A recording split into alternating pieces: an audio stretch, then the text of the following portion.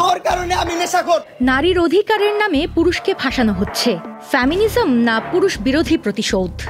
আমরা কি একটা নতুন ভয়াবহ মৌলবাদ তৈরি করছি যাকে বলে অ্যাংরি ফেমিনিজম? এক সময় ছিল এটি নারী মুক্তির মহাসংগ্রাম। বাংলাদেশে এই শব্দটি অনেকের হৃদয়ে ছিল আশার বাতিঘর, কিন্তু আজ একই শব্দ অনেক পুরুষের কাছে এক আতঙ্কের নাম। অনেক পুরুষ আজ বিচার পাচ্ছে না, অভিযোগ উঠলেই দোষী। মিডিয়া ট্রায়াল, ক্যারিয়ার শেষ, অবশেষে সমাজচ্যুতি।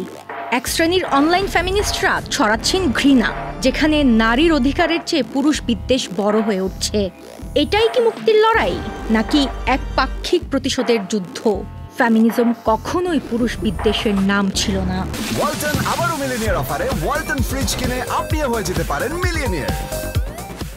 কিন্তু যখন সোচ্চার কণ্ঠগুলো হয়ে ওঠে সন্ত্রস্ত, তখন বিপদের শুরু হয়। ফলাফল, নারী আন্দোলনের প্রতি তৈরি হয় জনমানসের সংশয়, ভয় এবং অবিশ্বাস। আমরা কি এমন এক সমাজের দিকে এগোচ্ছি যেখানে সমতা নয়, নতুন প্রজন্মের মনে জন্ম নিচ্ছে পারস্পরিক ঘৃণা?